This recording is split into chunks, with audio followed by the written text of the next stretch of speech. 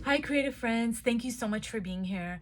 Today I'm going to do a video on 3 easy ways that you can add interest to your art journal spread.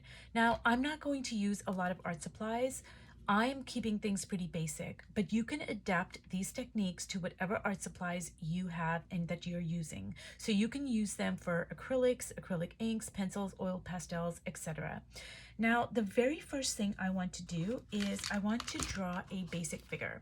I recently made a tutorial on a simple way to add figures to your page, and I'll put a link in the description if you would like to watch it. I'm going to use my blue Stabilo and just sketch in a very simple figure right here. I'm drawing an oval, and I'm not too concerned because this is going to get covered up anyways. And a rectangle over there. And so the number one technique that I use to add interest to my page is I do something unexpected. So say maybe you're painting a landscape. Well, you can paint a blue tree. Or instead of pink or red lips, you can make them black.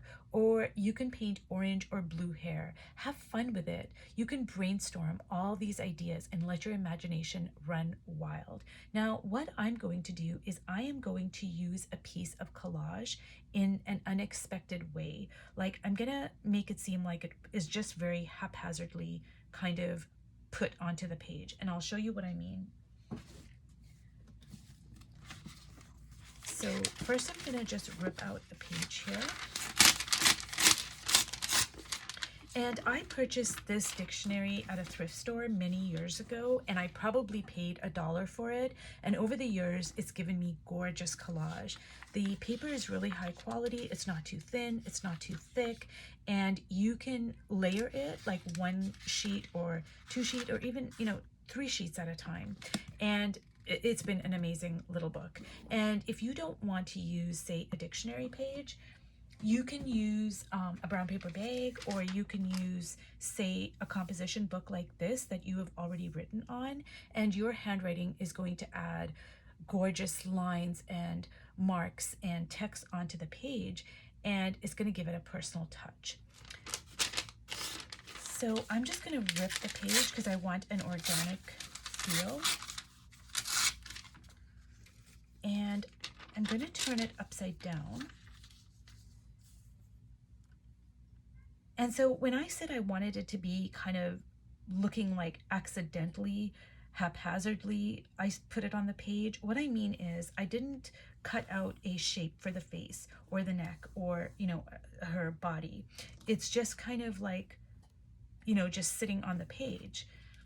So it's just unexpected. Plus, I turned the page upside down. So writing that's upside down is very mysterious, and our eye is drawn to it, and right away that creates a sense of interest.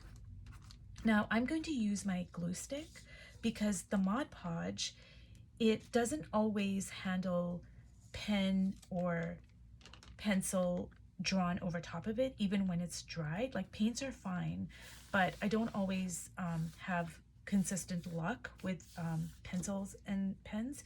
So just for the purposes of this video, I don't want to take any risks. So I'm going to use my glue stick, and maybe when it's all done, I can seal it with the Mod Podge. So now I'm going to draw over top of it, and just a very simple figure.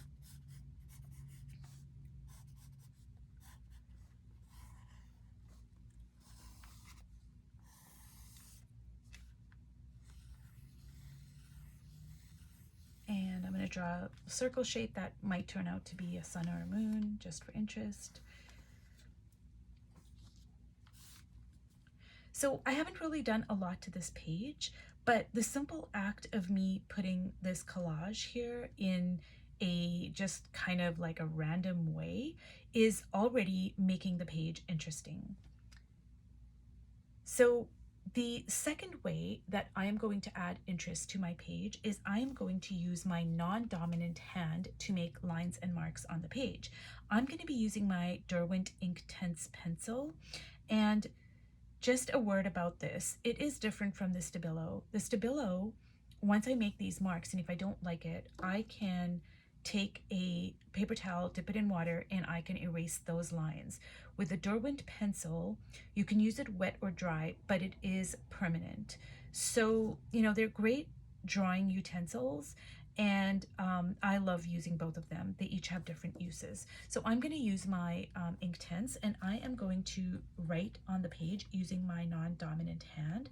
It is going to be unintelligible, but that is okay. It's going to make some really beautiful marks here.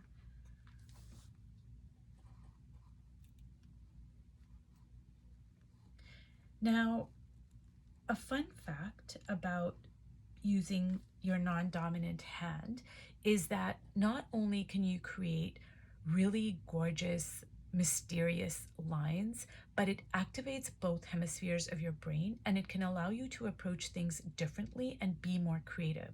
Plus, it gets rid of any judgment, because I have absolutely no expectations when I'm using my non-dominant hand. For instance, I am not going to look at this script and say, well, it should be smaller or bigger or prettier or not so messy or any of that stuff, because I'm just surprised that I can write anything at all with my left hand. Now, when I make, say, these different lines and marks and scribbles and what have you, I'm more curious and playful, because I'm like, oh, let me see what this hand can do. I didn't even know I could do anything with it. You know, so it just automatically is going to get rid of your critic, your inner critic and fear. It's just a very playful way to let go. And it creates beautiful lines.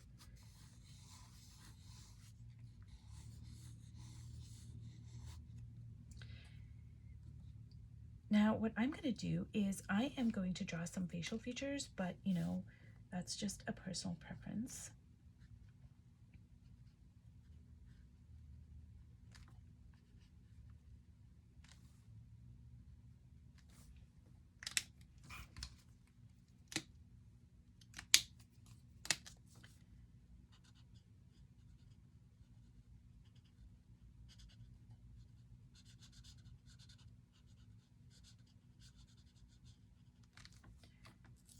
And the third way I am going to add interest to my page is by making patterns. So this right here is a pattern, it's a repetition. And when you're painting, you can use, say, you know, collage.